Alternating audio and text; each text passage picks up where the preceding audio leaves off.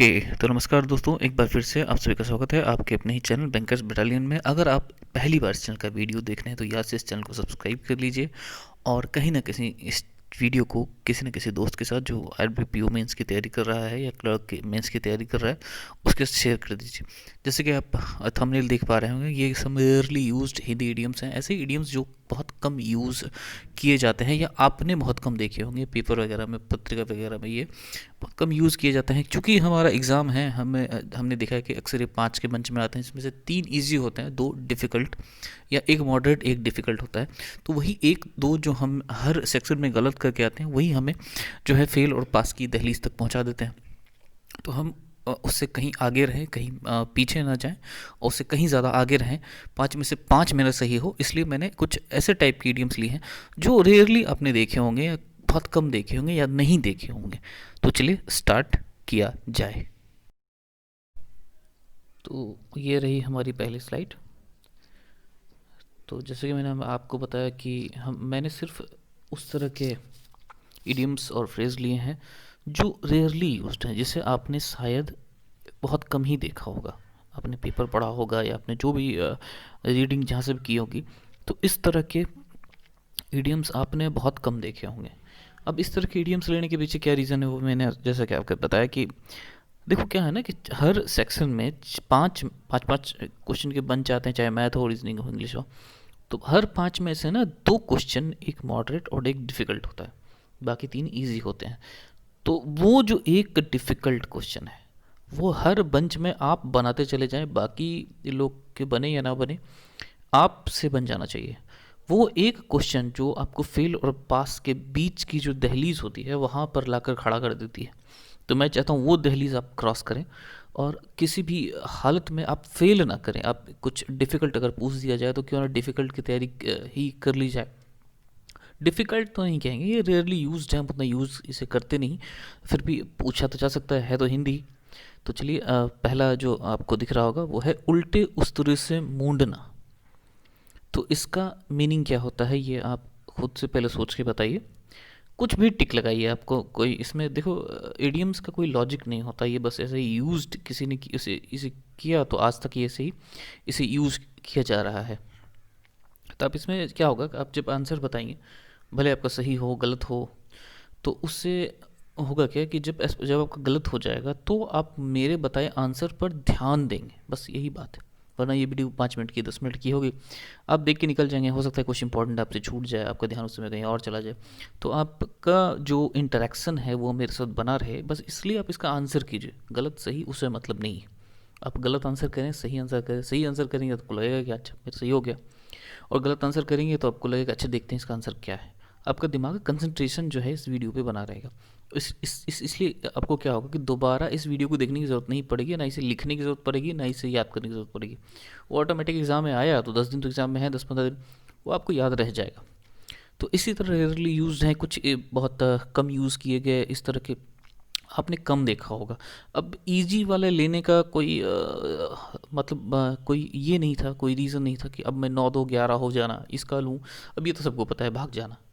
या एक बार पिछली बार एक क्वेश्चन जैसे कि मुझे याद है, शायद पिछली बार आया था कि आटे दाल का भाव पता चलना। अब ये सब तो सबको पता है कि अब लेकिन एक बात और है कि इसके सिर्फ इस तरह से डायरेक्ट क्वेश्चन आंसर के रूप में ये कि ऊपर इडियम दे दिए नीचे मीनिंग पूछ लिया गया, इस तरह से आजकल कम आते हैं। आजकल क्वेश्चन कैसे आते हैं कि इसे किसी वाक्य में यूज कर दिया जाएगा, फिर आपको इसका मीनिंग पूछा जाएगा। ये वाक्य आपकी सहायता के लिए होते हैं। मान लो कि उसने उसे ऐसे बर्बाद किया मानो कि उल्टे उस्तुरे से मूंड दिया। मान लो कैसे हो सकता है, कोई और भी यूज हो, तो इस तरह से यूज़ करेगा तो आपको पिछले वाली लाइन से एक आइडिया लगेगा कि अच्छा इसका मतलब ये हो सकता है। लेकिन ऑप्शन से इतने क्लोज रहेंगे कि आप के गड़बड़ करने की चांसेस वहाँ ज़्यादा है।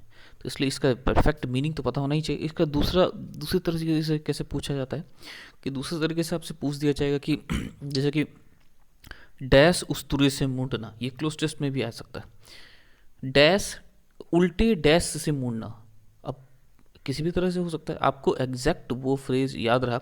मान लीजिए जैसे मैंने कहा कि पिछली बार ऐसा हो गया था कि फिर उसे जब वो शहर गया तो उसे आटे डैश का भाव पता चला।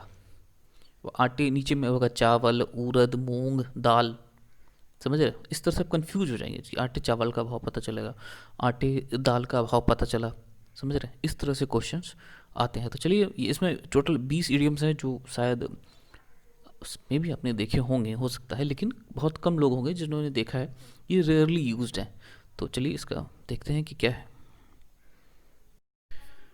तो चलिए स्टार्ट करते हैं। तो पहला है उल्टे उस्तरे से मूंडना। आप इसका आंसर कीजिए, और हाँ, आपके जितने भी क्वेश्चन सही हो नीचे कमेंट कीजिए कि आपका स्कोर 20 में से कितना रहा।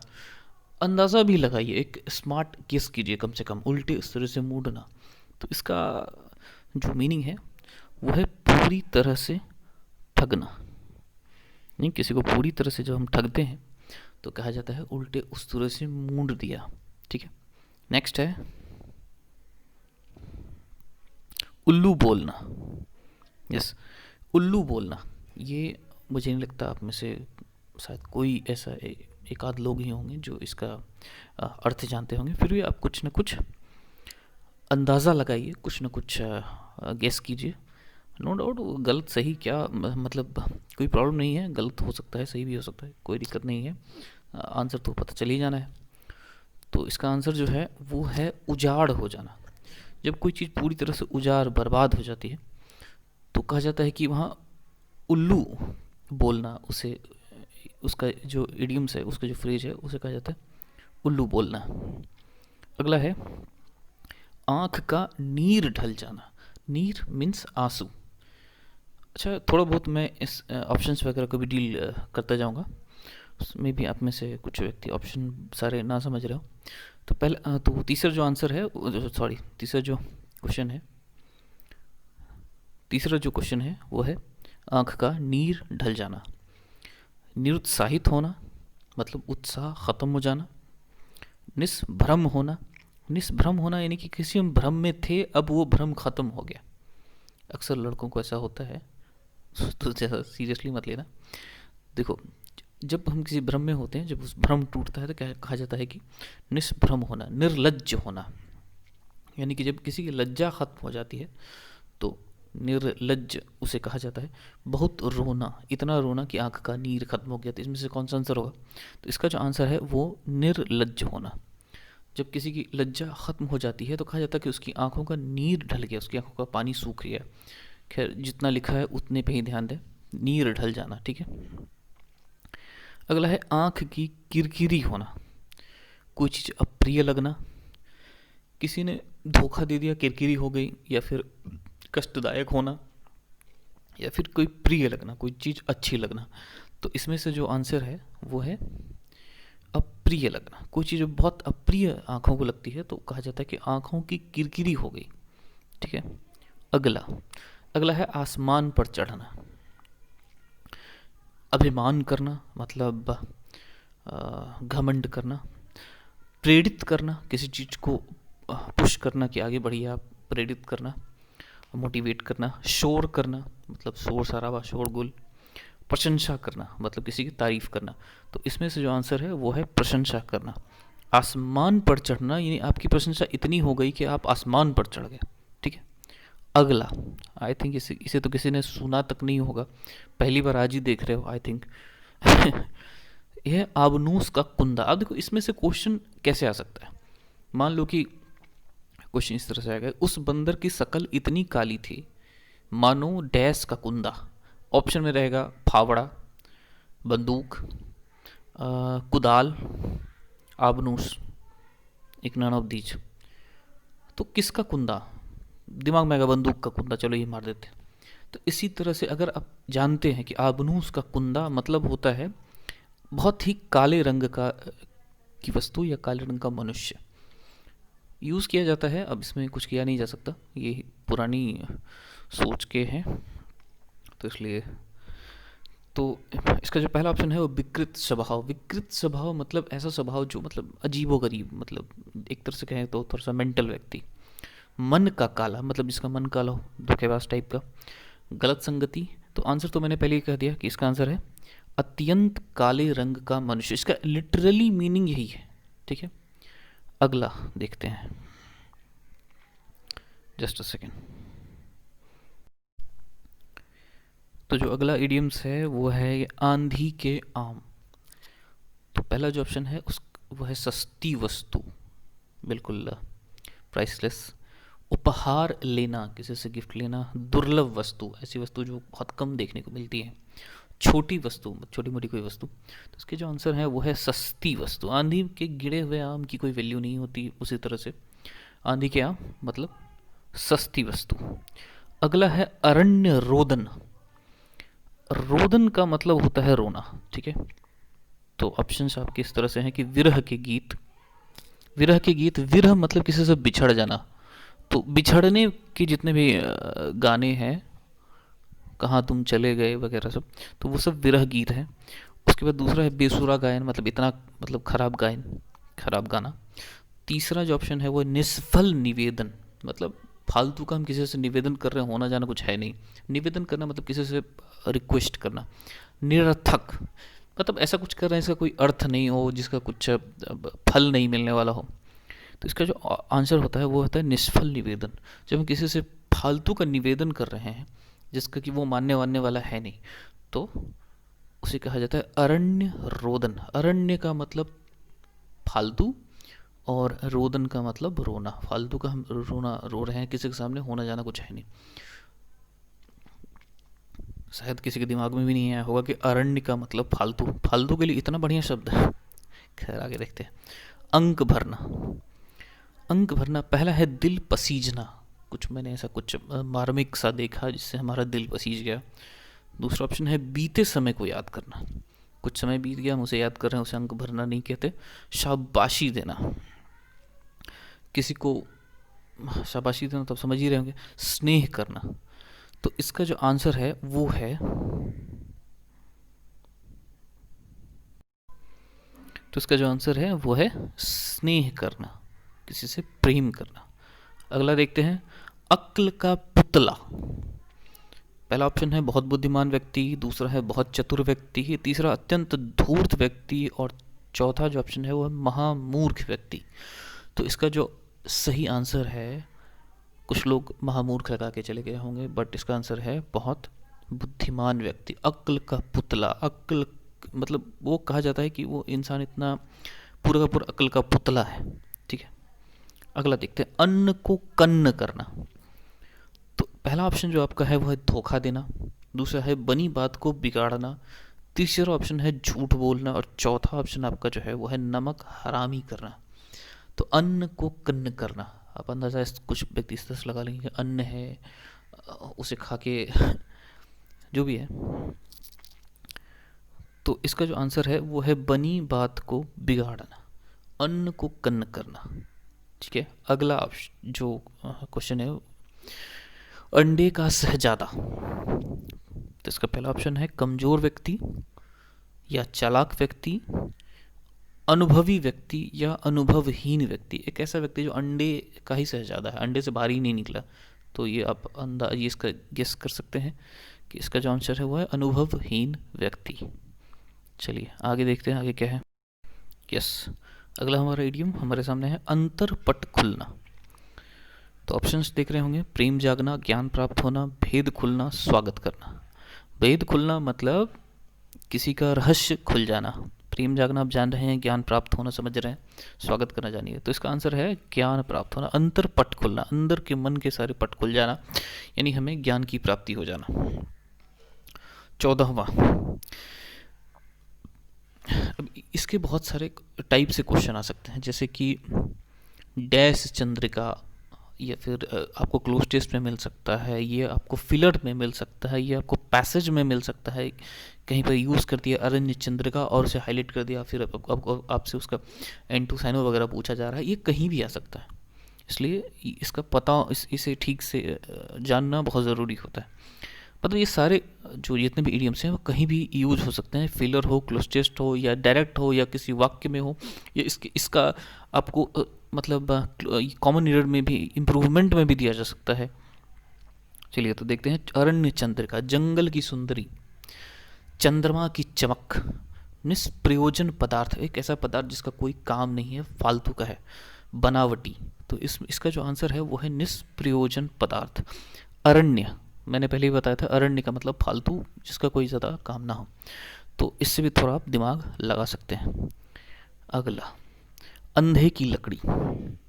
एकमात्र सहारा, गवार व्यक्ति, अनपढ़ व्यक्ति, असमर्थ व्यक्ति, जिसका कोई जो कि कोई काम करने के एबल नहीं है, उसे असमर्थ कहते हैं। तो अंधे की लकड़ी, अंधे के की का जो एकमात्र सहारा होता है वो उसकी लकड़ी ही होती है। ठीक है, तो इसका जो आंसर है वो है एकमात्र सहारा। अगला है अंगूठा चूमना। खुशामद करना, तिरस्कार करना, ना समझी, इनकार करना। तो इसका जो आंसर है वो है खुशामद करना। अंगूठा चूमना मतलब हम किसी को खुशामद करना, मतलब किसी को मना रहे हैं, किसी को अपना काम निकालने के लिए थोड़ा सा उसे पैम्पर कर रहे हैं, तो ये है अंगूठा चूमना। कूप मंडूक होना, आई थिंक ये 100% लोग जो इसे देख रहे हैं पहली बार ही ऐसा कुछ देख रहे होंगे। देखो इतना डिफ़िकल्ट या इतना मे भी पूछ दिया जाए, बस मैंने इसलिए ऐसे ही सब चुने हैं जो आपने ज़्यादातर देखे नहीं हैं, तो इसीलिए बस इस तरह के आपको दिख रहे हैं। इजी वाले आप कहीं ना कहीं से कर लेंगे, या आपको पता होगा, कहीं ना कहीं आपने देखा होगा, या आप इसे स्मार्ट गेस भी कर लेंगे। लेकिन सोचो कूप मंडूक होना, इस गेस करना भी मुश्किल है। तो इसीलिए मैंने लिया है कि आपको वो जो 5 के बन जाएंगे ना, उसमें से एक जो नहीं बनेगा, एग्जैक्ट मेरा फोकस उसी पे है कि वो आपसे बने, क्योंकि आप मेरी वीडियो देख के जा रहे हैं। ठीक है, तो है कुएं में गिरना। आप कूप मतलब तो कुआं होता है, लोग इसे भी आंसर कर सकते हैं। घर में रहना, अत्यंत सीमित ज्ञान, मूर्ख। देखो मूर्ख जो कुएं का व्यक्ति है ना, उसे पूरी दुनिया लगती है कि यही पूरी दुनिया है। कुएं कहते हैं ना कि कुएं में है मेढक, कुएं का मेढक। तो उसी तरह इसका जो आंसर है वो है अत्यंत सीमित ज्ञान, जिसका ज्ञान बहुत लिमिटेड होता है। तो उसे दरअसल ये सब संस्कृत से वर्ड हिंदी में आ गए हैं, तो उसे कहा जाता है कूप मंडूक। ठीक है, अगला क्वेश्चन जो हमारा है वो है कोठरी का यार। यार मतलब मित्र, कोठरी मतलब आप कमरा भी कह सकते हैं, और हाँ कमरा ही होता है। तो धोखेबाज मित्र, छिपा हुआ प्रेमी, अंधविश्वासी मित्र, विवेकहीन प्रेमी। विवेकहीन मतलब ऐसे लोग जो जिनमें विवेक नहीं होता, जो जिसमें पेशेंस नहीं होता। ठीक है, अंधविश्वासी तो आप जान ही रहे हैं, वैसे लोग जो अंधविश्वासों में विश्वास करते हैं। तो इसका जो आंसर है वो है छिपा हुआ प्रेमी। इस तरह के क्वेश्चंस ना कंफ्यूज करते हैं, हमें लगता है कि आंसर कुछ और होगा, बट आंसर काफ़ी जनरल नॉर्मल सा आंसर हो जाता है। तो बस वही है। अगला, कूप मंडूक होना हो गया, कोठरी का यार, कुएं में भांग पड़ना, नुकसान होना, सबकी अक्ल मारी जाना, चेतावनी देना, विघ्न डालना। तो भांग पीने के बाद अक्ल तो काम वैसे ही नहीं करती। वैसे विघ्न डालना मतलब आप जान रहे होंगे, किसी भी चलते कार्य में बाधा डालना, उसे विघ्न डालना कहते हैं। कुएं में भांग पड़ना मतलब भांग से दिमाग खराब होता है, और कुएं में जब भांग दे दी जाए तो सब कोई एक ही कुएं का पानी पिए तो सबका दिमाग एक साथ खराब हो जाता है। उसे कहते हैं अक्ल मारी जाना। तो सबकी अक्ल साथ में, अगर पूरे गांव के लोग गलत विचार ही रख रहे हैं, किसी मान लो किसी कहते हैं किसी आदमी पे अत्याचार कर रहे हैं ये बोल के कि उस पर भूत प्रेत वगैरह कुछ ऐसा ही उल्टा पुल्टा कुछ सोच के कर रहे हैं, तो उसे कहा जाता है कुएं में भांग पड़ गई। ठीक है, अगला है काठ होना। काठ होना, सचेत होना, स्तब्ध होना, मूर्ख होना, अचेत होना। स्तब्ध का मतलब होता है हम कोई चीज़ देख के बिल्कुल आश्चर्यचकित रह गए, मुंह खुला का खुला रह गया, उसे कहते हैं स्तब्ध होना। सचेत होना मतलब एक्टिव होना। सचेत मतलब मैं किसी चीज़ पहले से मतलब किसी चीज़ के लिए मतलब सचेत हूँ, सचेत समझ ही रहे होंगे। मूर्ख जानते हैं, अचेत होना। तो इसका जो आंसर है वो है अचेत होना। जो हमारी चेतना ख़त्म हो जाती है, हम हिलते डुलते नहीं हैं, पड़े के पड़े रह गए, तो उसे कहा जाता है काठ होना। काठ मतलब लकड़ी, काठ मतलब कठोर। ठीक है, ओके।